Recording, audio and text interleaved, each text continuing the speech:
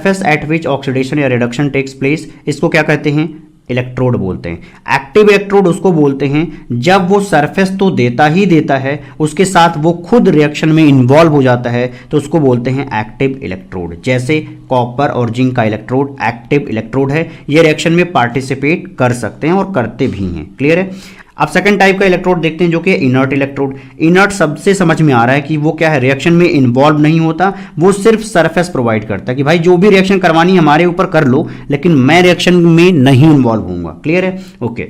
Metals like platinum and gold are used as inert electrode. They do not participate in the reaction but provide their surface for oxidation reduction reactions for the conduction of electrons. ठीक है, मतलब कुल मिला के आप बोल सकते हो कि इलेक्ट्रोड एक ऐसा सरफेस है जिस पर आप कंडक्शन ऑफ इलेक्ट्रॉन्स करा सकते हो, मतलब इलेक्ट्रॉन्स को मूव करा सकते हो, ऑक्सीडेशन करा सकते हो, रिडक्शन की प्रोसेस करवा सकते हो। ठीक है।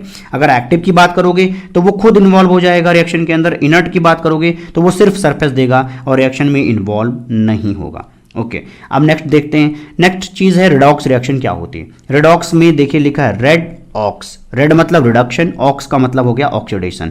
मतलब एक रिडक्शन ऑक्सीडेशन वाली रिएक्शन को हम क्या बोलते हैं, रिडॉक्स रिएक्शन बोलते हैं। सिंपल सी भाषा में बोला जाए तो जहां पर रिडक्शन भी हो और ऑक्सीडेशन भी दिख रहा हो एक रिएक्शन के अंदर, हम उसको रिडॉक्स रिएक्शन बोलेंगे। एग्जांपल के तौर पे आप यहां पे देख सकते हो, जिंक कहां कन्वर्ट हो रहा है, जिंक 2+ में जा रहा है। ठीक है। अगर जिंक को जिंक 2+ में जाना है तो उसको क्या करना पड़ेगा, 2 इलेक्ट्रॉन लॉस करना पड़ेगा। लेकिन अगर कॉपर 2+ को कॉपर में जाना है तो वो 2 इलेक्ट्रॉन क्या करेगा, गेन करेगा। जो 2 इलेक्ट्रॉन ये लॉस करेगा वही 2 इलेक्ट्रॉन ये रिसीव कर लेगा, तो ये रिएक्शन हो भी जाएगी। तो देखिए यहां पर हो रहा है ऑक्सीडेशन, यहां पर क्या हो रहा है, रिडक्शन, इसलिए हम इसको क्या बोलेंगे, रिडॉक्स रिएक्शन बोलेंगे। नेक्स्ट पॉइंट है इलेक्ट्रोड पोटेंशियल। इलेक्ट्रोड पोटेंशियल क्या होता है, चलिए देखते हैं। यहां पर अगर मान लीजिए हमने एक क्या लिया है, मेटल लिया। ठीक है। इस मेटल को उसी के इलेक्ट्रोलिटिक सॉल्यूशन में डाल दिया, मतलब उसी का सॉल्ट सॉल्यूशन लिया उसी में डाल दिया, तो क्या हम देखते हैं कि इस मेटल और इस इलेक्ट्रोलाइट के बीच में एक पोटेंशियल डिफरेंस आता है। क्या आता है, इनके बीच में एक पोटेंशियल डिफरेंस आता है, और इसी पोटेंशियल डिफरेंस को इस इलेक्ट्रोड का इलेक्ट्रोड पोटेंशियल बोलते हैं। Potential difference between metal and electrolyte is called electrode potential. Electrode potential को हम एग्जांपल से समझेंगे। हमने यहाँ पे एक बीकर लिया हुआ है और उस बीकर में जिंक SO4 डाल दिया है। जिंक SO4 में हमने जिंक की रॉड डाल दी, क्योंकि हमने अभी पढ़ा डिफिनीशन में कि जो मेटल आप लेंगे उसी मेटल का मेटल सॉल्ट भी होना चाहिए, उसी में आपको मेटल डिप करना है। ऐसा करते ही क्या होता है, जिंक के अंदर एक टेंडेंसी होती है कि जिंक के रॉड के जो एटम होते हैं वो निकल करके सॉल्यूशन में जिंक 2+ में जाने लग जाते हैं। ऐसा करते वक्त वो 2 इलेक्ट्रॉन जो है रॉड के ऊपर छोड़ जाते हैं। अभी हमने सिर्फ आपको एक एटम के लिए ऐसी बात बताई कि जिंक जो है जिंक 2+ में कन्वर्ट हो रहा है, लेकिन जिंक की रॉड के बहुत सारे एटम ऐसा कर रहे होंगे कि वो खुद निकल करके कहां आ जाएंगे, इलेक्ट्रोलाइट में, और अपने आप को जिंक 2+ बना देंगे, और हर बार वो 2 इलेक्ट्रॉन रॉड के ऊपर छोड़ करके जाएंगे। तो इस तरीके से जो रॉड होती है वो नेगेटिवली चार्ज हो जाती है। उस नेगेटिवली चार्ज जिंक के किनारे किनारे पॉजिटिव चार्ज ऑफ जिंक आकर के लग जाता है। तो इस तरीके से इलेक्ट्रोलाइट में पॉजिटिव चार्ज दिखता है और आपके रॉड पर नेगेटिव चार्ज दिखता है। तो इस पॉजिटिव और नेगेटिव चार्ज के बीच में जो पोटेंशियल डिफरेंस क्रिएट होता है, उसी पोटेंशियल डिफरेंस को इलेक्ट्रोड पोटेंशियल ऑफ जिंक बोलते हैं। अगर यहां पर हम कोई और मेटल लेंगे तो उसको उस मेटल का इलेक्ट्रोड पोटेंशियल बोलेंगे। इलेक्ट्रोकेमिस्ट्री के बेसिक को क्लियर करने के लिए हम 3 एक्सपेरिमेंट की बात करेंगे, जो कि बहुत बेसिक एक्सपेरिमेंट है, उसका समझ में आना बहुत जरूरी होता है। चलिए फर्स्ट एक्सपेरिमेंट की बात करते हैं। फर्स्ट एक्सपेरिमेंट में हम एक बीकर लेते हैं, उस बीकर में हम ब्लू कलर का एक सॉल्यूशन लेते हैं जो कि कॉपर सल्फेट का सॉल्यूशन होता है। कॉपर सल्फेट का जो ये ब्लू कलर होता है उसका रीजन होता है प्रेजेंस ऑफ कॉपर 2+ आयन। इसमें हम जब जिंक की रॉड डालते हैं, बहुत पतली सी रॉड डालते हैं, तो क्या होता है कि जिंक की रॉड थोड़ी टाइम के बाद खत्म होने लग जाता है।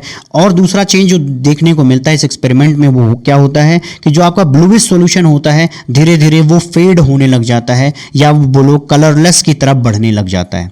ठीक है। तो हमने अभी बोला था कि ये ब्लूइश सॉल्यूशन का रीजन क्या था, कॉपर 2+ का प्रेजेंट होना। अगर कहा जाए कि वो कलरलेस हो रहा है, इसका मतलब वहां पर कंसंट्रेशन ऑफ कॉपर 2+ क्या हो रहा है, कम हो रहा है। जिंक की रॉड जो कि सॉलिड था वो धीरे धीरे क्या हो रहा है, खत्म होने लग जा रहा है, गलने लग जा रहा है, तो इसका मतलब जिंक सॉलिड जो था वो सॉल्यूशन के अंदर जा रहा है और किस फॉर्म में जाएगा, जिंक 2+ के फॉर्म में जाएगा। तो यहाँ पर एक रिएक्शन समझ में आ रही है कि जिंक जो सॉलिड था वो कन्वर्ट हो रहा है जिंक 2+ में, और जो कॉपर 2+ एक्वस प्रेजेंट था वो जा रहा है कॉपर में। फाइनली हम एक रिएक्शन समझ पाते हैं कि भाई जब जिंक सॉलिड को कॉपर सल्फेट के साथ मिलाते हैं तो हमें क्या मिलता है, ZnSO4 मिलता है और कॉपर मिलता है। इसका मतलब जिंक क्या कर रहा है, कॉपर सल्फेट से कॉपर को हटा दे रहा है, इसी वजह से वहां पे कलरलेस हो रहा है आपका सॉल्यूशन और जिंक भी खत्म हो रहा है। लेकिन एक बात सोचो कि अभी हमने जो चीज समझी है वहां पे इलेक्ट्रॉन इन्वॉल्व हो रहा है। जब हम ये बोलते हैं कि जिंक जो है जिंक 2+ बना रहा है तो 2 इलेक्ट्रॉन निकाल रहा होगा, और जब हम ये बोल रहे हैं कि कॉपर 2+ जो है कॉपर में जा रहा है तब वो 2 इलेक्ट्रॉन रिसीव कर रहा होगा।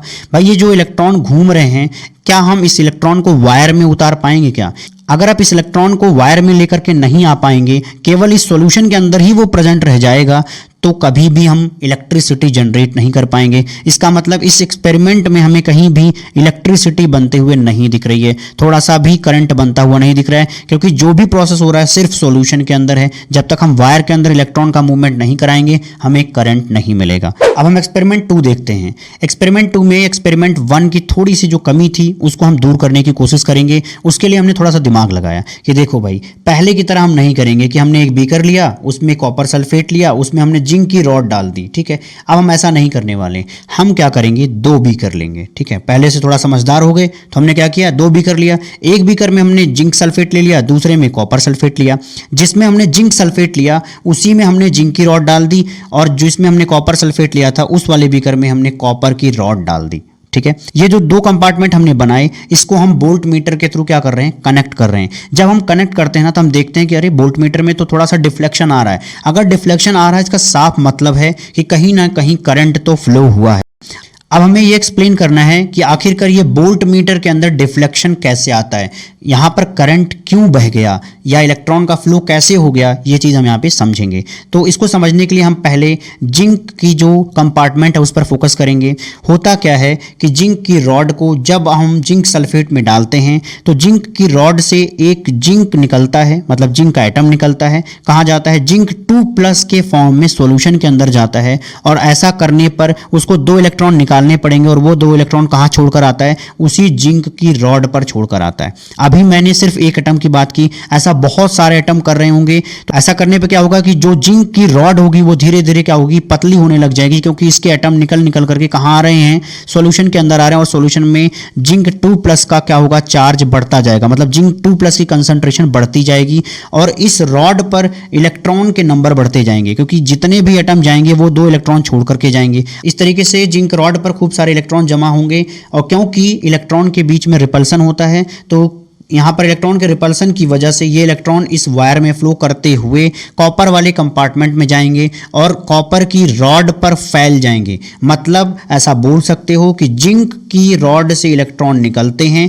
और कॉपर वाली रॉड पर जा करके पूरी तरह से फैल जाते हैं। इसका मतलब क्या हुआ कि अगर इस पर इलेक्ट्रॉन पहुंच रहे हैं, किस पर, कॉपर की रॉड पे, तो उसके इलेक्ट्रॉन की वजह से जो कॉपर सल्फेट के अंदर Cu2+ प्रेजेंट था वो क्या करेगा, इलेक्ट्रॉन लेने के चक्कर में उस रॉड की तरफ बढ़ेगा। अगर रॉड की तरफ जाएगा तो कॉपर 2+ को 2 इलेक्ट्रॉन मिलेगा, और इस कॉपर की रॉड पर ये जो आपको एटम सॉल्यूशन के अंदर दिख रहा होता है वो उसके ऊपर जाकर के चिपक जाता है न्यूट्रल होकर के, मतलब कॉपर एज एटम जाकर के कॉपर की रॉड पर चिपक जाता है। तो क्या देखने को मिलता है कि जो कॉपर की रॉड होती है वो धीरे धीरे मोटी होने लग जाती है, क्योंकि इस पर सॉल्यूशन से निकल निकल करके कॉपर 2+ इसके ऊपर चिपक जाते हैं। लेकिन यहाँ पे जो जिंक की रॉड होती है वो धीरे धीरे पतली होने लग जाती है। तो इस तरीके से हमको एक इलेक्ट्रॉन का फ्लो मिलता है, जहां पर इलेक्ट्रॉन जिंक से चलते हुए कॉपर के कंपार्टमेंट की तरफ बढ़ते हैं, और बीच में वोल्ट मीटर मिलता है, इसलिए थोड़ा सा डिफ्लेक्शन उसको शो कर देता है।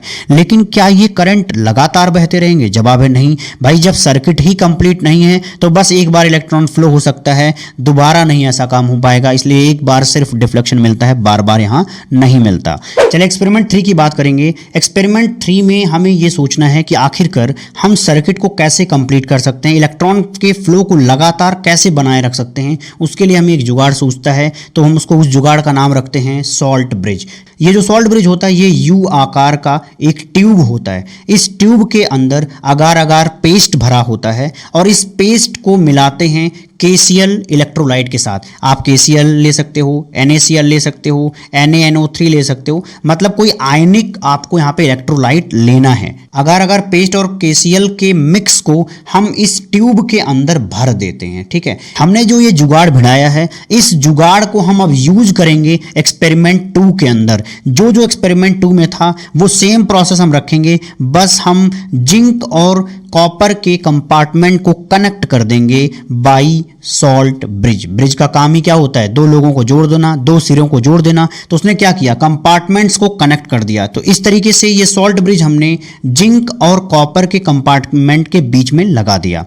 क्लियर है? ओके। जैसे ही ये सॉल्ट ब्रिज लगाते हैं, हम ये देखते हैं कि हमारे वोल्टमीटर में लगातार डिफ्लेक्शन मेंटेन रहता है। इसका मतलब यहां पर लगातार इलेक्ट्रॉन का फ्लो चल रहा है। आप या इसको बोल सकते हो, क्योंकि इलेक्ट्रॉन फ्लो को हम क्या बोलते हैं? करंट बोलते हैं। उसके उल्टे डायरेक्शन में करंट बह रही होती है, ठीक है। अब हमें ये एक्सप्लेन करना है कि आखिरकार इस सॉल्ट ब्रिज ने ऐसा क्या कर दिया कि वोल्टमीटर में लगातार डिफ्लेक्शन आ रहा है। ये जो लगातार करंट इसमें बह रहा है, इसको हम समझते हैं इलेक्ट्रोन्यूट्रलिटी प्रिंसिपल से।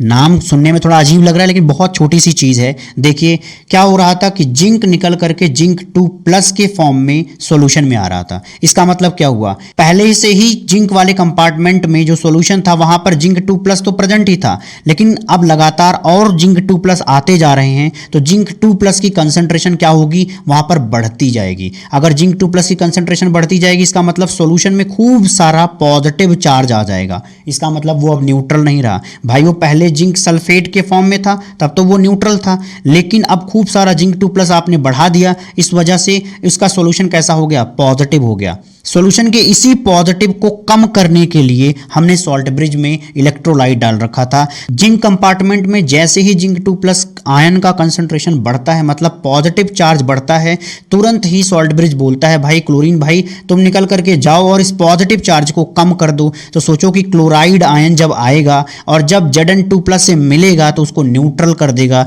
तो उसके उस कंपार्टमेंट में क्या हो जाएगा? न्यूट्रलिटी मेंटेन हो जाएगी। तो आप इसी को बोलते हो कि यहाँ इलेक्ट्रोन्यूट्रलिटी प्रिंसिपल की वजह से सॉल्ट ब्रिज के अंदर से क्लोराइड आयन निकल करके कहाँ आ जाता है? जिंक की कंपार्टमेंट के अंदर आ जाता है, और जिंक का कंपार्टमेंट न्यूट्रल हो जाता है। क्योंकि जिंक की कंपार्टमेंट में लगातार जिंक 2+ आयन बढ़ते जाएंगे, तो उसमें क्या होगा? क्लोराइड आयन भी आता जाएगा। तो इस तरीके से एक फ्लो बन जाएगा। अभी हमने सिर्फ जिंक कंपार्टमेंट को देखा था, अब हम बात करेंगे कॉपर कंपार्टमेंट के बारे में। देखिए कॉपर कंपार्टमेंट में क्या हो रहा था? कॉपर के कंपार्टमेंट में कॉपर 2+ लगातार कॉपर की रॉड पर जाकर के बैठ रहे थे, न्यूट्रल हो रहे थे। तो इसका मतलब क्या हुआ? जब कॉपर 2+ चला जाएगा तो इसमें सिर्फ सल्फेट आयन बचेंगे। किसमें?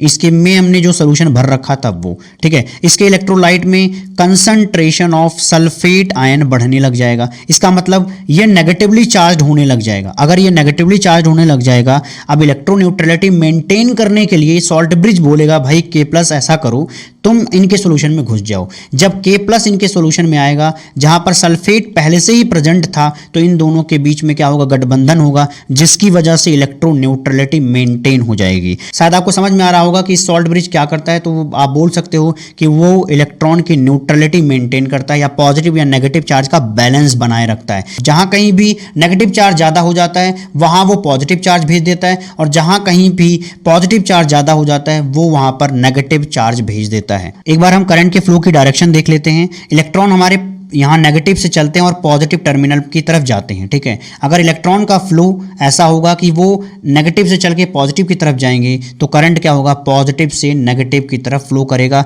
इसका मतलब करंट कॉपर की तरफ से जिंक की तरफ फ्लो करता है। अब हम बात कर लेते हैं आखिरकार ये इलेक्ट्रॉन के फ्लो होने की या करंट के लंबे टाइम तक बहने के पीछे जो सर्किट का कंप्लीशन था वो कैसे हुआ।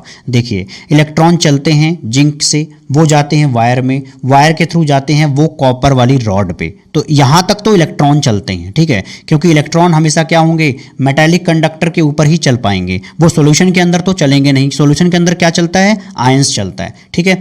अगर हम आयन के मूवमेंट की बात करें तो यहाँ पे कॉपर 2+ जो है कॉपर की रॉड पे जाकर के बैठता है, और सॉल्ट ब्रिज जो है उसकी तरफ क्या भेजता है? K+ भेजता है, और Cl नेगेटिव भेजता है दूसरे वाले कंपार्टमेंट में, जहां पर खूब सारा जिंक 2+ बढ़ रहा था। तो देखिए यहां पर जिंक 2+ निकल रहा था, तो उसकी तरफ क्या भेज दिया? Chloride ion. जहां पर कॉपर सल्फेट में कॉपर 2+ की कंसंट्रेशन घट रही थी, वहां बढ़ गया concentration of K+ given by salt bridge. तो इस तरीके से यहाँ पर आयंस और इलेक्ट्रॉन्स मिलकर के सर्किट को कंप्लीट कर देते हैं। बस आपको एक चीज यहाँ पे याद रखनी है कि हमारे आयंस जो होंगे वो सॉल्यूशन के अंदर घूमेंगे, लेकिन जो हमारे इलेक्ट्रॉन्स होंगे वो सर्किट के अंदर जाएंगे, वायर के अंदर जाएंगे और इलेक्ट्रोड के ऊपर ही प्रेजेंट रहेंगे। तो इस तरीके से हमारा सर्किट कंप्लीट हो जाता है और हमारे वोल्टमीटर में डिफ्लेक्शन लगातार बना रहता है। अब हम देखेंगे गैल्वेनिक सेल या वोल्टाइक सेल क्या होता है। जो ये कॉम्बिनेशन आपको दिख रहा है, इसी कॉम्बिनेशन को हम गैल्वेनिक सेल या वोल्टाइक सेल कह सकते हैं। यहाँ जिंक की जगह पे कोई और मेटल हो सकता है और कॉपर की जगह पे कोई और भी मेटल हम ले सकते हैं। तो इस तरीके का कोई भी एग्जांपल क्या कहलाएगा, गैल्वेनिक सेल कहलाएगा।